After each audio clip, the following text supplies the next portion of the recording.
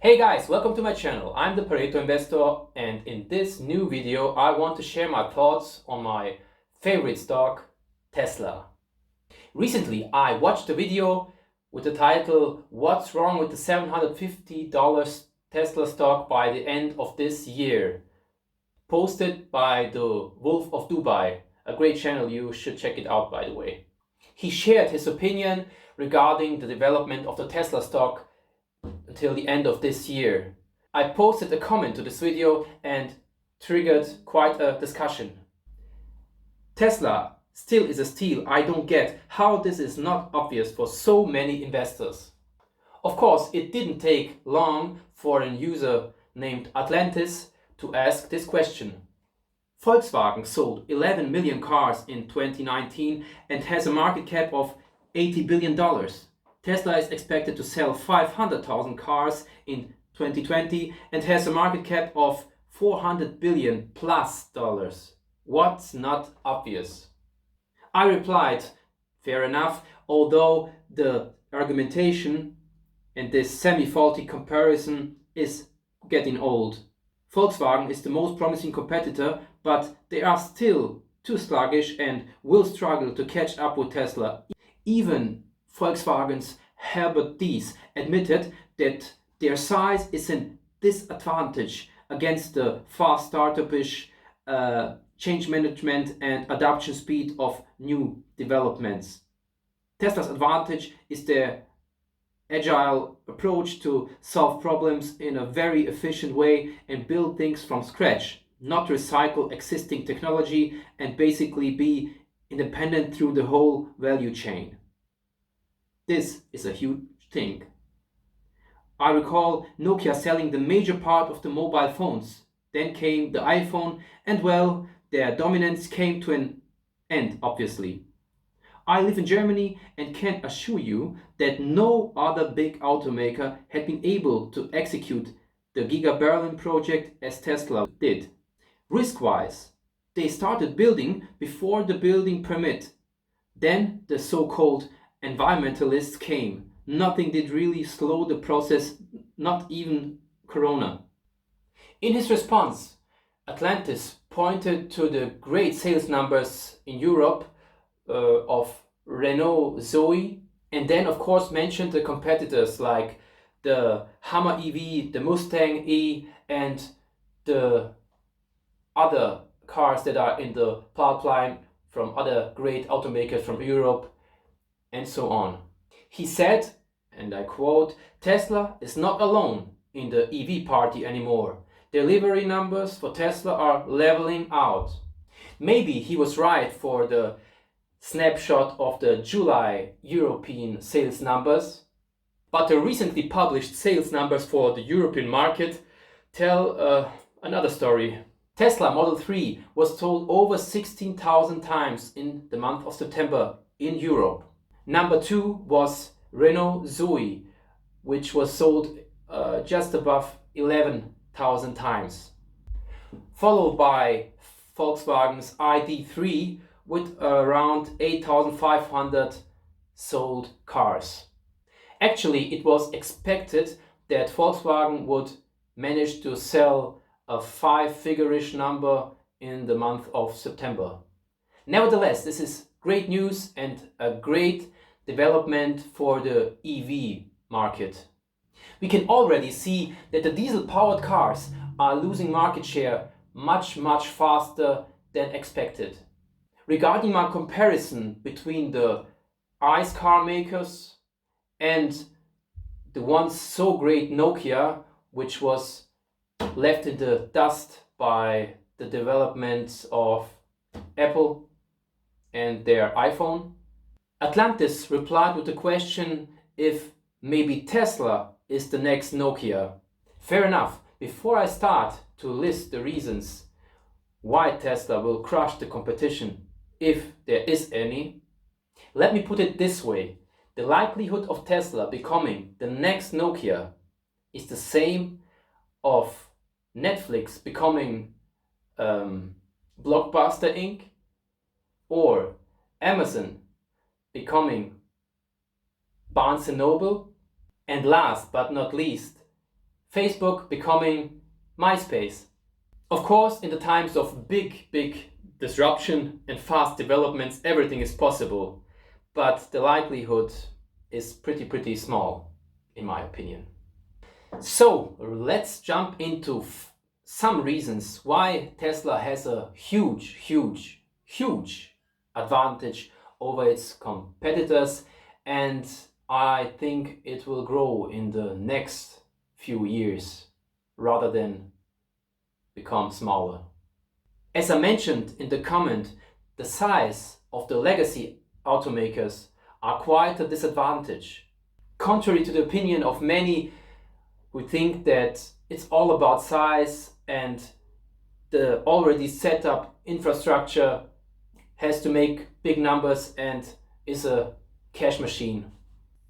Tesla developed their cars from scratch, like SpaceX did with their rockets, and it's engineered like a computer on wheels.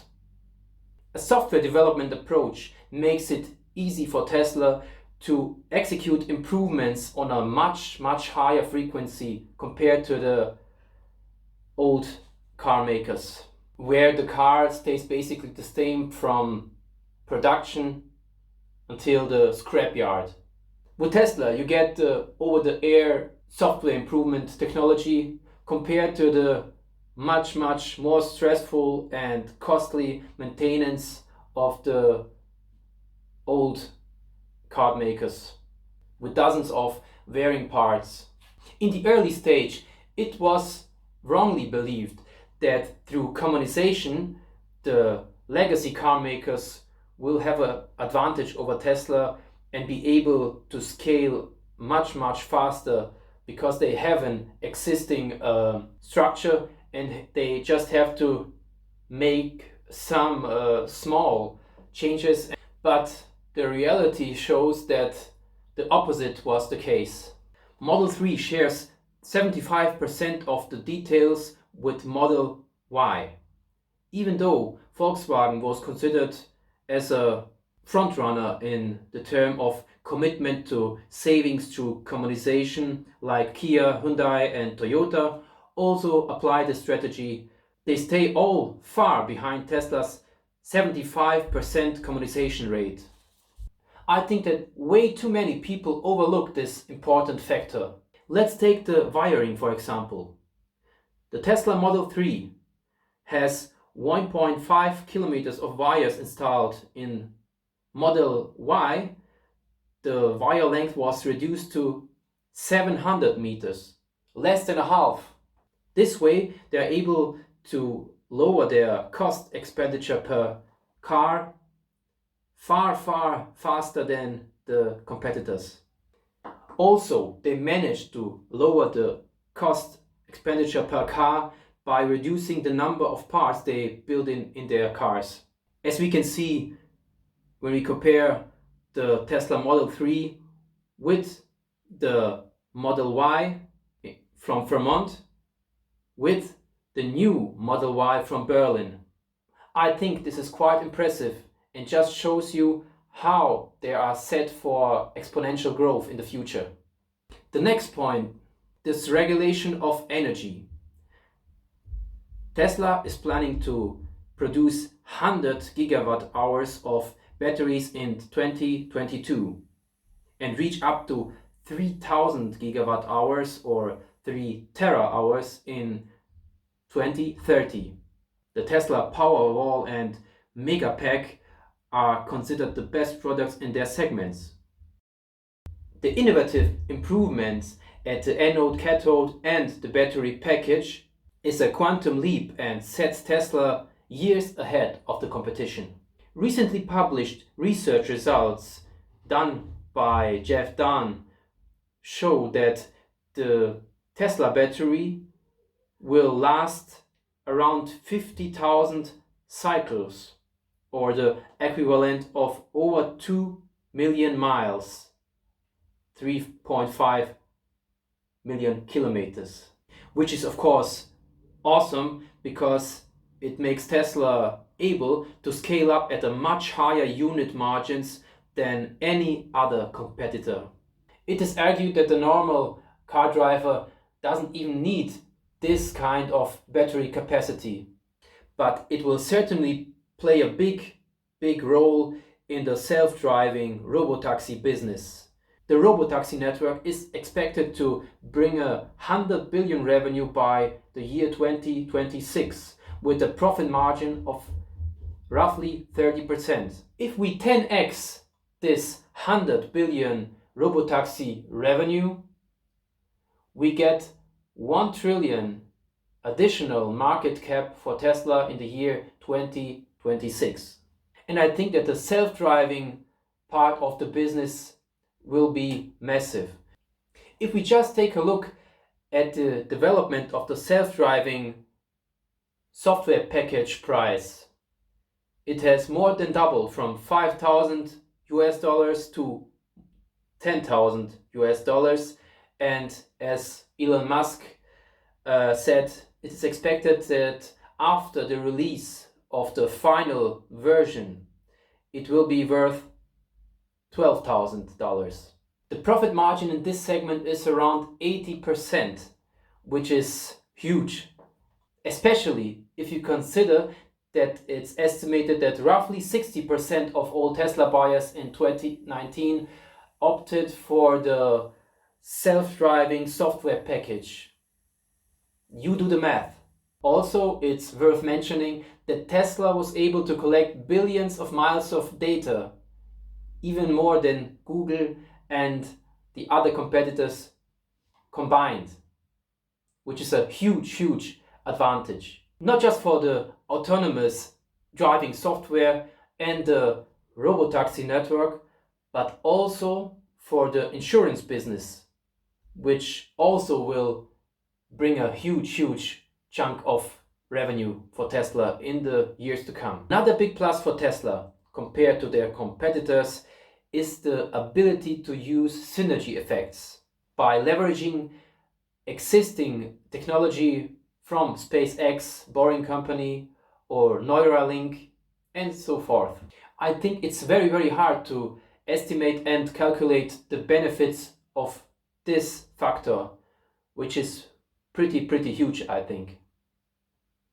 So now I guess you understand why I'm a bull on Tesla and why I still add to my Tesla position in my portfolio.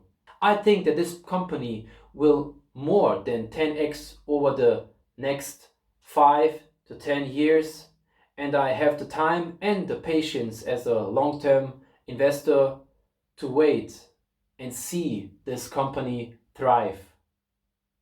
If you are a Tesla bear, I would ask you to maybe consider rethinking your investment thesis and look into the facts. If you are a Tesla bull and in for the long run like myself, stay informed and share your knowledge about this great company which has the potential to literally change the world for the better over the next decade. Thank you for watching this video till the end. I hope you enjoyed it. If so, smash the like button, subscribe to my channel if you haven't done already, and please post a comment if you have something to say about this Tesla thesis of mine. I hope you have a great day and may your tomorrow be even better. Bye.